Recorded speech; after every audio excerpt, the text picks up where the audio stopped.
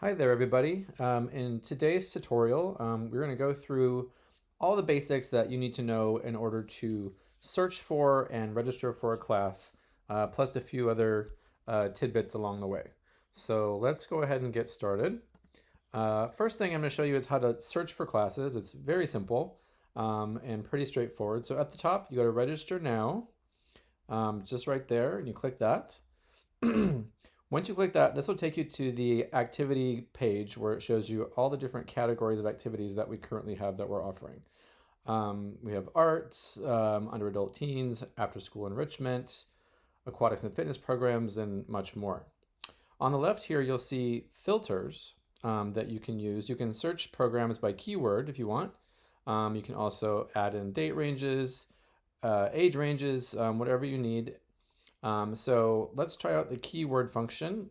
Let's try to search yoga. And when I do so, you're going to see all the classes that have yoga in the class description. That's where it's going to pull this keyword from. So now that we're back, I'm going to go ahead and go into the category of fitness, wellness, and athletics. And let's see what we have for fitness classes. So I'm going to go there and click on the Show Courses button. And that's going to show you all the things we currently have available for registration under fitness. Same thing for gym use and so forth. It's pretty straightforward, and you can go in here on the left-hand side and filter results as well. Here I'm going to try to filter by instructor, and when I do so, it's only going to show up the classes that have Beth Woolley as an instructor. So it's pretty straightforward for that too.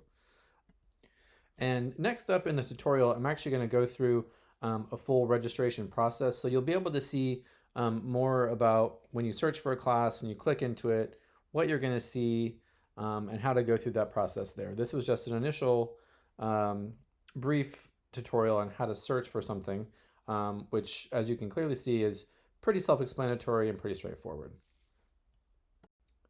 Okay, so now I'm going to actually walk you through the registration process. So here we have our family members listed under My Info. And for this tutorial, I'm going to choose something for Child2Mind. And these are just fake names and profiles for the sake of tutorials. So here you can see the age of this child. He's 8 years old. And we're going to go ahead and start registering for a class for him. So you're going to hit register now. And here you're going to see a little bit less than we showed you before. This is a testing environment, so it's not going to show you everything that we currently offer, but I'm going to go ahead and click enrichment, after school enrichment. And that's going to take us to the list of classes that we have available. So I'm going to check out what's at the community center. So I click the show courses button again. And here we have 3 classes available. And I think that this child is going to try out the photography with David. So here you can see the ages, the days, the times, the dates. And if you hover over the little eye in the circle, you can see a quick preview of the description of the course. So if you like that course, go ahead and click register now. And this is going to take you to the page that shows you all about the course itself. The title, the dates, the time, how many spots are available, what day the registration ends, and then we're going to get into all the fees. You'll see the general fee, the scholarship and processing fees, which are mandatory for all courses, course dates, description, course ID, and of course age restrictions. So it's all here for you in one place, so it's easy to find. And if you are interested in this course, you want to share it with somebody, you can go over here to the right and you can click on Facebook sharing or Twitter sharing or even email it to somebody. So go ahead and click register now. And this will take you to another page that shows you who you could register for this. And you'll see this red box up here, which says some attendee requirements are not met. So it looks like under Child2Mind, it says access is denied. And the reason for this is because we still haven't filled out and signed our waiver for Child2Mind. So before you can register anybody for any classes, each family member must have a signed waiver. So I'm going to go back to My Info first and click on Child2Mind again so that we go into his profile. And soon it'll take us to the information page for that one. And all we need to do is go up here to the top and click waiver. And that's going to take us to the waiver that we need to sign for this particular family member. So be sure to read this waiver again. You probably have already seen this when you signed and did your own, but go ahead and read again, and then when you're done, you can sign. Now, if the family member is under 18 years old, you can read and sign for them. If the family member is over the age of 18, then they must read themselves and sign themselves. So once you've signed, scroll back up to the top, and you're going to click Submit. And this will process for just a second. And then ultimately, it'll tell you that congratulations, you have successfully registered your signature. Now, you should be able to go in, pick the same class. So we're going to go to After School Enrichment, Community Center, Photography with David, and then click on the Register Now like you were going to before. And now it shows that Child2Mind is available to register for this. So you click the box next to his name and click Next.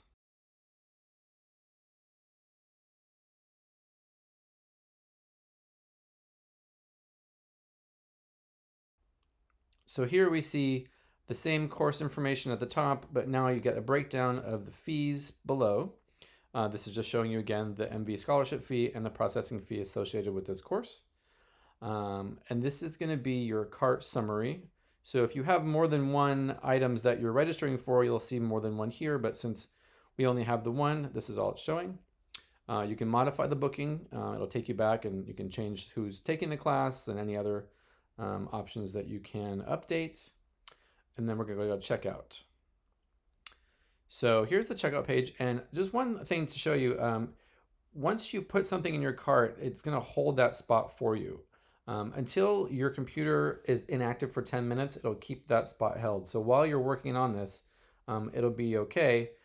Just make sure if there's something that is time sensitive that you get in there and get it done so it doesn't give your spot back to the general pool of available spots.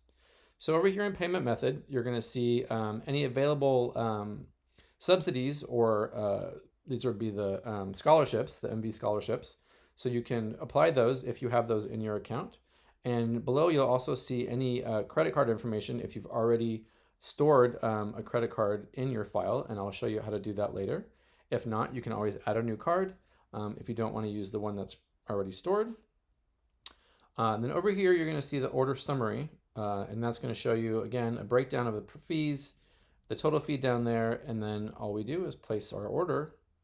And as the transaction processes, we'll just wait here a second. Don't press any buttons while the transaction is processing, as we don't want it to potentially process twice. And here we have a thank you page and confirmation. So you can print your registration confirmation, you can print your receipt, you can book another event or anything you want to do. So now I'm going to take you back to My Info, which goes to your list of family members, just so that we can check to make sure that this registration is in the Child2Mind's schedule now. So we're going to click on him again, and let's scroll down to the bottom of this information page and then click on the drop down for schedules. Now this is going to bring down the current month of schedule, and you can switch months. And at the bottom here you can see that Child2Mind has Photography with David starting on the 7th.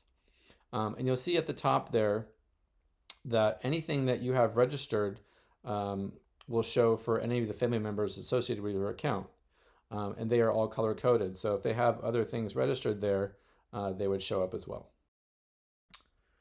So as I said before, you definitely need to have your waiver signed for any member of your family that's going to register for a class. So an easy way for you to check to see if you've done so, you can go to your family members page, and here I've gone back to my John Doe's profile, and you can see all of his information here. And if you scroll down towards the bottom, you'll see a tab for documents. Now click that drop down arrow, and when you do so, you'll see that the waiver is there, and it was created on November the 5th at 10:55 a.m. And you can see the contact's full name there. So that just shows you that this contact has signed his waiver, and so you'll have no problems registering this person for classes. Okay, so One other thing that you are able to do here to make your registration process a bit easier and a bit faster is you are able to go in and save um, credit card information for speedier checkout. So how you would do that would be once you're in your family member detail, you can see that I'm in my Jack Doe profile. So I'm going to scroll all the way down to the bottom to where it says finance info. And if I click this little finance info arrow drop down, you'll see that it already shows that there is a saved credit card in this family account and it belongs to John Doe, and it gives the relevant information about that card. But for the sake of this tutorial, I'm going to go ahead and add a new one, right? So here's the finance info input. You can see we're putting in a credit card. You can choose to make it the default card on your account or not. So let's go ahead and do that. You can add any notes about it that you want to. And over here, you're going to add the name on the card. And then down here, where it says credit card type, we're going to click that and choose either Visa or MasterCard because those are the only two options that our system is going to take. So please do not enter an Amex or a Discover card here. Then we're going to go ahead and add the number, and I'm just going to add a fake number here, and then I'm going to add a fake card value from the CVV on the back. We'll add a expiration, and now here, billing address. If the billing address for this card is different from the address that was put in when the account was created, then you can enter that here. But if it's the same address from that file, you can simply click this copy address from parent, and that's going to populate that. But just be sure that you add the zip code there. And then if we look at system info, that's only going to show who this credit card belongs to, on which profile it belongs to. So if all that looks good to you, you can click save. And here we go. It shows everything we've inputted. So if we go back to the client, and we'll see that we're still in our Jack Doe profile. And if we scroll down again, you'll see that not only John Doe's card is there, but Jack Doe's card is there as well. And it also shows that this one is the default for the account. Thank you for watching today. As always, if you have any questions, you can give us a call at 415-383-1370. Thank you.